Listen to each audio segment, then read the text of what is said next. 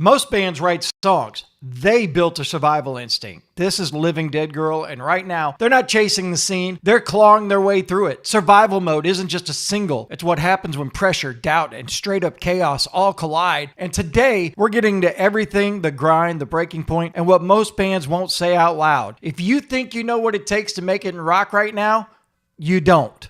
Welcome to the Sound 228.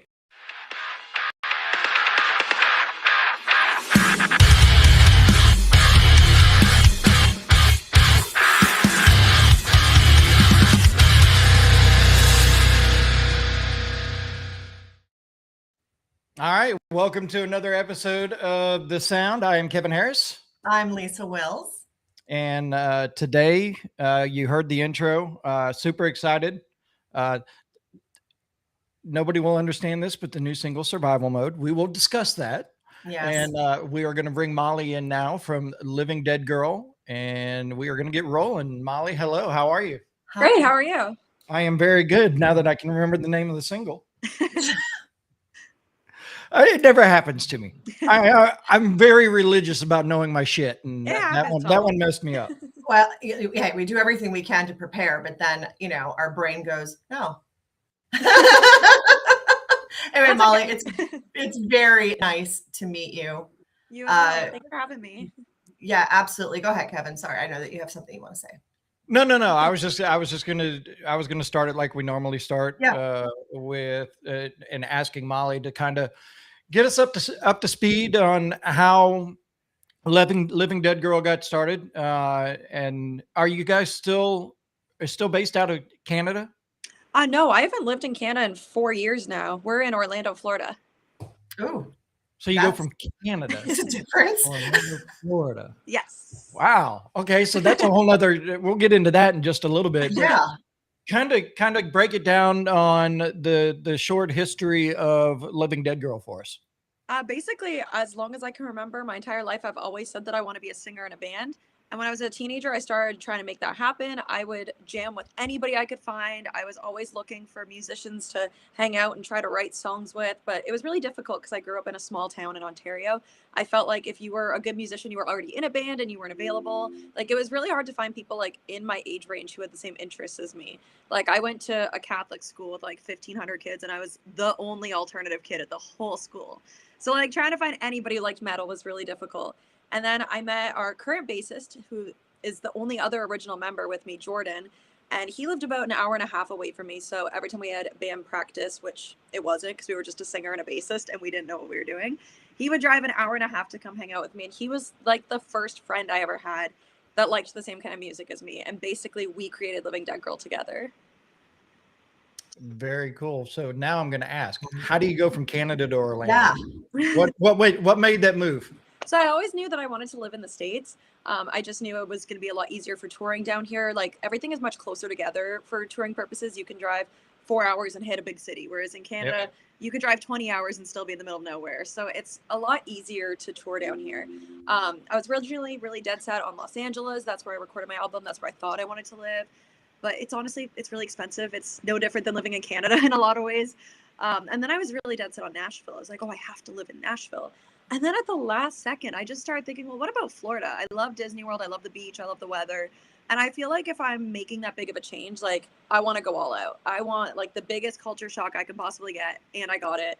I just didn't want to deal with cold weather anymore. And if I was going to be in the States regardless, I wanted to be in like my favorite state. I got you. Yeah, Orlando is definitely. I remember the first time I went to Orlando.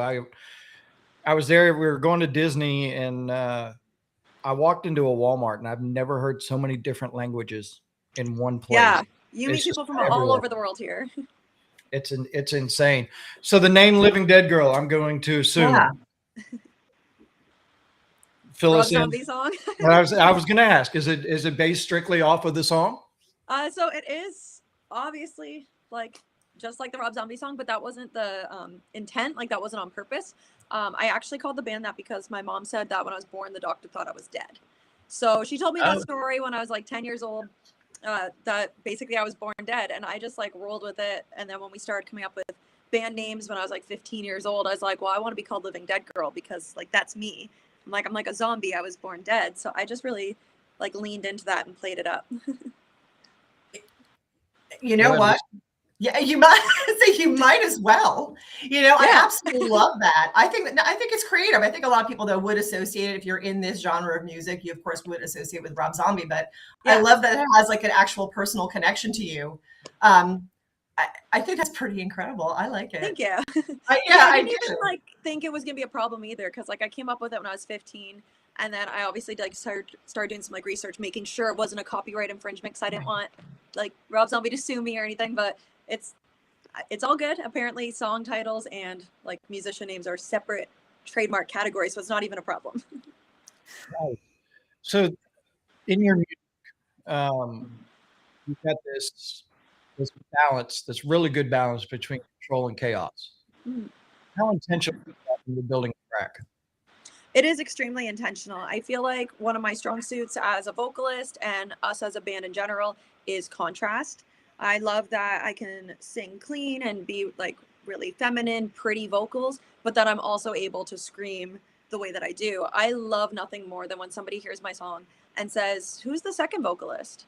And I'm just like, "Wait, what second vocalist?" They're like, "Who's doing those screaming raspy vocals?" And I'm like, "No, they're both me." Like, I love that so much. I take it as such a compliment to have such a broad range and so many different abilities with my voice. So I really like to play up, it's poppy, but it's heavy, because I want to show both sides of my personality and of myself as a musician. And then my next just major, got to ask these type of questions. So the band itself and you and yourself, visual identity around Living Dead Girl. At what point did you realize that the look needed to hit just as hard as the music? I think I've always known that, especially as a female musician. I feel like no matter what you do, people are going to make it about your looks. Like if I wore a turtleneck and khakis on stage, I would get ripped apart. If I go on stage half naked, I will get ripped apart. So like no matter what you do as a woman, people are going to pick apart the way that you look. So I've learned very quickly and from a very young age that you might as well just do whatever you want, because they're going to say something about it regardless. Like whether you're fully covered or showing off, doesn't matter, you're going to get judged equally. So for me, it always just comes about like, well, how am I comfortable? How do I like to look? And the answer is really heavy makeup. And half the time my outfits are only revealing because you don't understand how hot these stages are. I'm trying not to faint. Those like lights.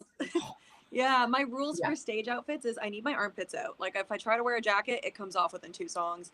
And I like skirts because I don't want my ass sweating in leather pants. It feels awful. So I always like to wear like little skirts and like little tank tops and stuff. And then if people don't like it, then that's too bad. I'm just trying to be comfy.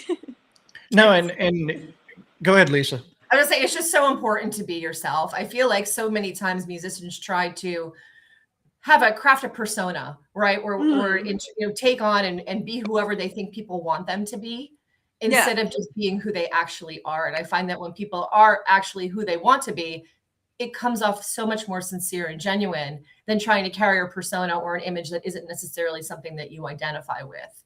So I love your look. I think you look fantastic. Well, thank you. Kill it, girl. Absolutely. Go naked if you want. No one's going to care. It'll be all right. Well, Kevin, you're like, really? Just no. So what I was going to say is, and well, I'm going to go back to when we started this radio station.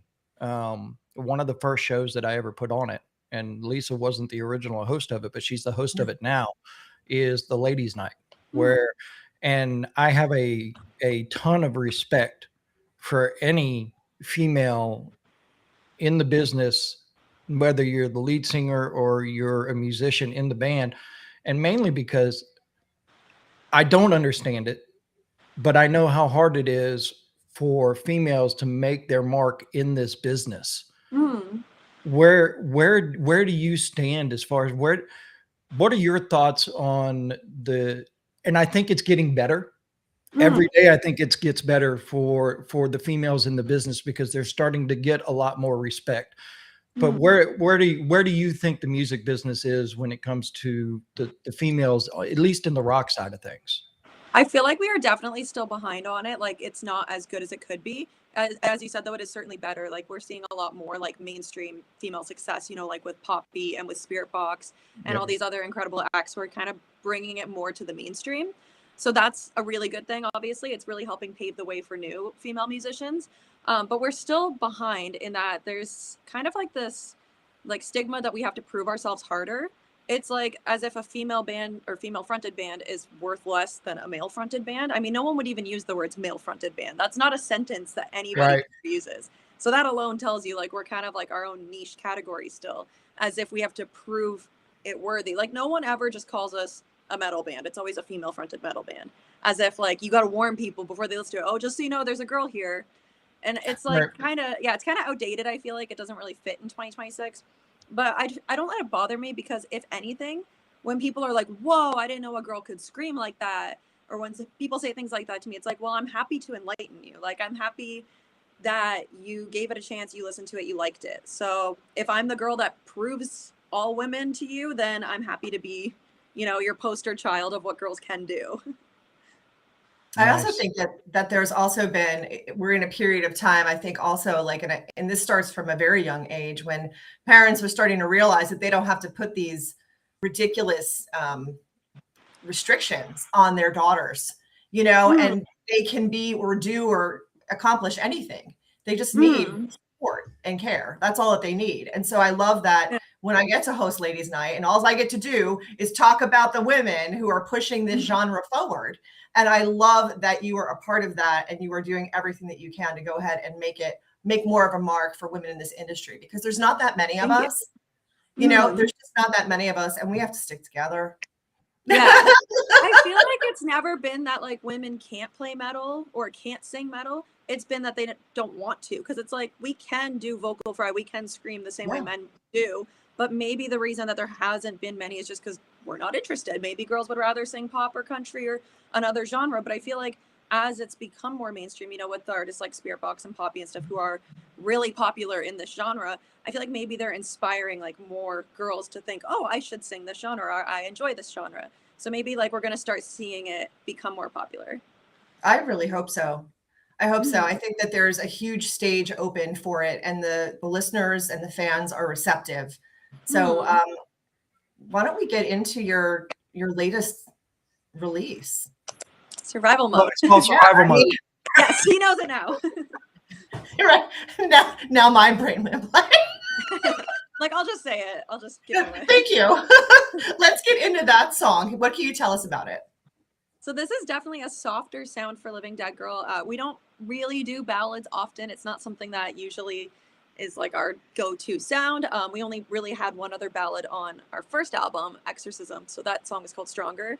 And Stronger did inspire Survival Mode, where when I was in the studio recording Conspiracy, I was like, I kind of just want one more token ballad. I really like to, like I said with Contrast, I really like to show off different ranges of what I'm able to do and what kind of music I enjoy listening to. Because I don't just listen to metal all the time. I do also really love a good like rock ballad or like a really powerful anthemic ballad. So I kind of just wanted to write that type of song.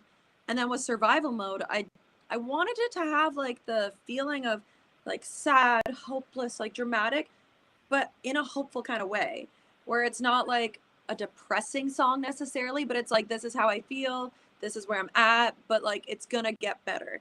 And I feel like that's kind of my take on most Living Dead Girl music, is even when I write depressing, heavy topics, there's always like an element of hope to it. And I feel like that's what makes Stronger. Wrong song, even though I don't know the title. Survival Mode, not Stronger, Survival Mode. I'm so going to cut this episode up into every time one of us did something different with the song title. We should have a blooper reel for this one. We need one. Yeah, what's the name of the song? And we'll just all the singer doesn't even know, and I wrote it. Well, I think with this, it is a ballad, but there are also some heavy, there's some heavy screams in there, is there not? It does build up at the end. And there's some screams kind of buried in the background of it, just to make it a bit more like powerful. But I feel like the power of that song is that it has like a hopeful feeling to it. Okay. All right. We're gonna get into it. We're gonna play the video, and then when we come back, we'll talk a little bit more about it, and then we'll talk about what's up for you guys for the rest of the 2026 year. But right now, I'm gonna get this right. Here is Living Dead Girl. The song is called Survival Mode, and you're watching this out.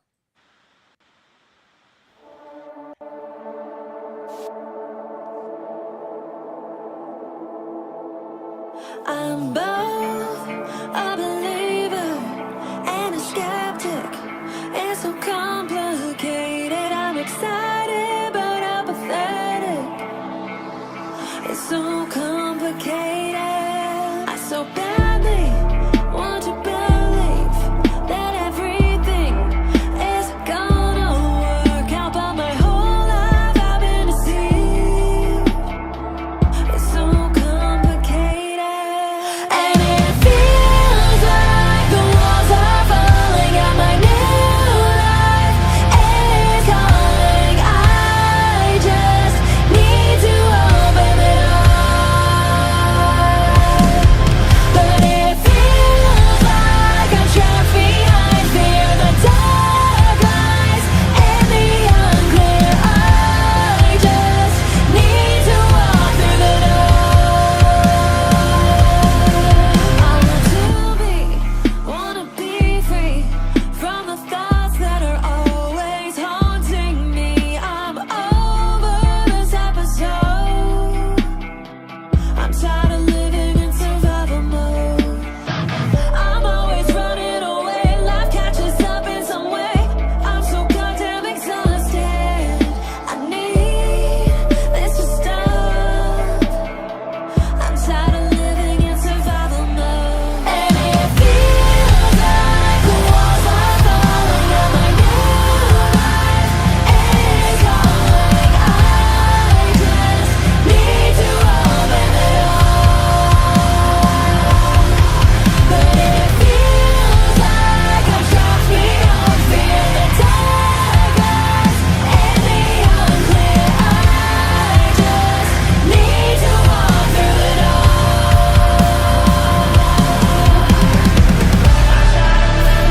Need to open it up.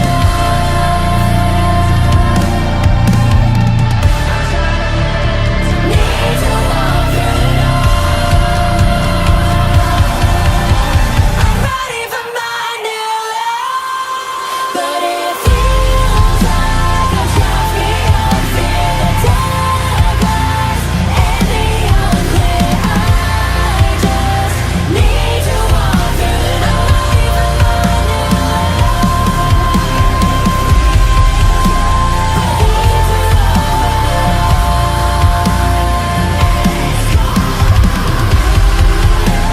Need to open it up.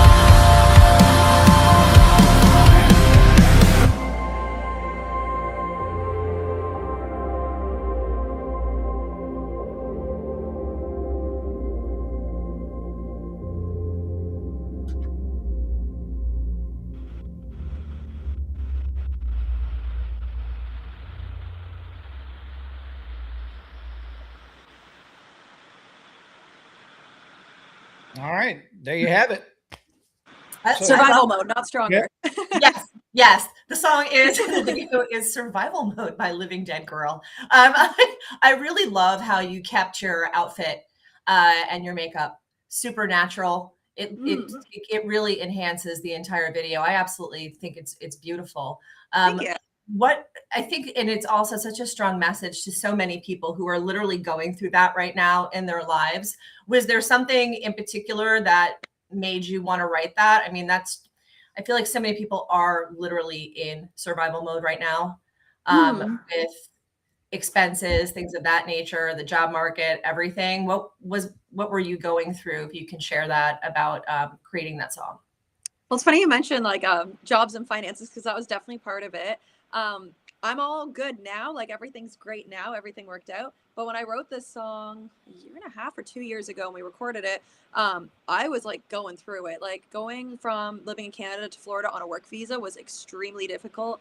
I spent tens of thousands of dollars on lawyer fees and like the Homeland Security fees and everything to get the work visa. And then I was so restricted on what I could do for work because like everything had to get approved and I had to have like our manager petition for me and sponsor me. Like it was a huge process. And then we had several huge setbacks as a band. So twice our van that I bought and I owned, not rented, broke down on tour. One time it was the transmission blew, and the other time our brakes broke on the highway, which almost killed us. So that was a whole thing in itself.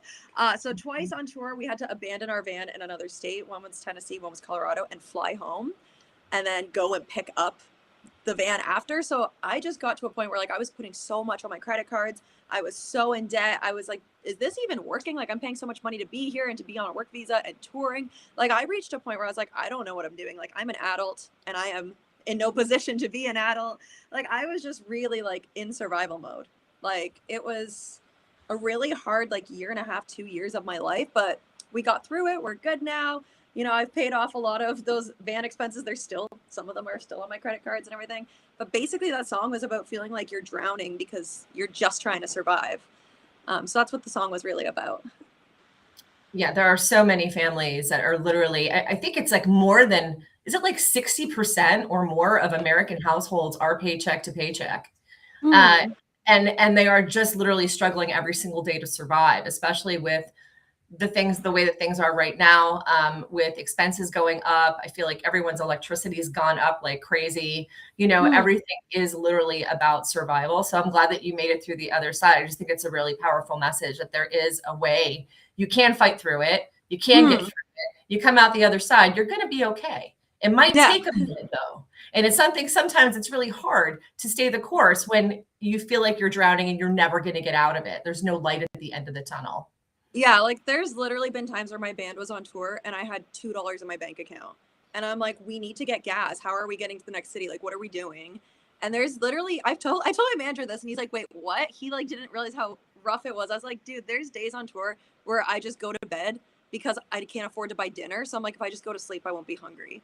And he's like, what are you guys doing out there? And I'm like, bro, we spend all the money on gas. Like sometimes we're out there for 3 or 4 weeks. We're just in the middle of nowhere. We have days off and we can't even afford a hotel room. So we just sleep in a parking lot somewhere. It's like we've put ourselves in such like a tough spot just because we want to fulfill the passion and the dream of playing music. I'm like, it's actually really rough out here. But I was going to go there with this because you got the conspiracy tour getting ready to kick off in May. Yes. Right after I say touring ruins my life, I'm like, well, and I look at that and I think about that, and you talk about gas and stuff like that, and I'm thinking at the prices gas is at right now, it's going to be one of those things. But before we get into the business part of it, June 11th, you will be playing in the town that I work in, so I will be able to see you guys in Pensacola, Florida on June 11th. So I just now noticed that it was on the tour, so I've already put it on the calendar to be there at the Handlebar. Perfect. So we'll get to meet in person then. That's good. Have you ever played the Handlebar? I have not. It is such a great, I hate to say, nothing's ever really a small venue, but an intimate venue. And it's a great place to play in Pensacola, Florida. So that's going to be fun to watch. I'm really looking forward to it. Those are the best venues. No, I was looking at the tour to kind of see the cities and where you're playing at and things like that. And you got the Rail Club in Fort Worth. At the Freetown Boom Boom in Lafayette, which is another really good venue. We played there before. You some in the Cobra in Nashville on May 20th. So I mean, you've got some really, I like to call them iconic venues for bands. I don't want to say starting out, but we still are. to be in those type of venues. Those venues make a band feel like, okay, they've hit a certain point in their career. Okay, we are doing something right if we're playing these venues. Yeah. And I think the venues that you have on that tour is a ton of those type of venues. But go a year from now, what do you think? What in your mind is something that's we've made it? What needs to happen for you to say, you know what, we've made it? Or has it already happened? I kind of said those exact words when I got invited to SiriusXM Octane's Headbangers Happy Hour. Yeah. When there you go. Do an interview. I literally called my mom and was like, I've made it. I'm like, once you're somebody worthy of being interviewed on a radio station like Octane, I was like, okay, obviously I've cemented my place in this music scene. That's fantastic. That was kind of my like, oh shit moment. Like, okay, this is getting real, was that interview. But now is when the really hard work starts, right? Because then it's just starting. Yeah, because when you finally get to that level and they finally go ahead and they play you and you get an interview and you get to go do the Headbangers Happy Hour, you're like, okay, great. Now what? The pressure's on. Right. You're under the magnifying glass now. So now Yeah. what is Living Dead Girl going to do? So what are your dreams and aspirations then for Living Dead Girl? Where do you want to see this go? The biggest thing that we want to do and are working towards doing is be an opening act for much bigger bands. We've gotten to play with some bigger bands, but like we want to do like full tours, like opening for somebody a lot, bigger than us. That's something that we would love to do, as well as playing like Danny Wimmer festivals. So like getting to play on like Welcome to Rockville here in Florida and stuff like that's like what we are working towards. Okay. So are there any festival appearances this year? I mean, there's so many great smaller festivals that are not DWP festivals all throughout the country. Are there any of those that you're playing this year, or are you just focused on the tour? I did actually just confirm one this week, but it's not announced yet, so I don't know if I'm allowed to say it, but you will see an announcement from us very soon. In July, we do have one festival date. And I will take what I can get when it comes to festivals. Like we've played Upheaval, we've played Rockfest. Even if it's just one for the whole year, like that's good enough for me. That's fun enough to keep me on cloud nine the rest of the year.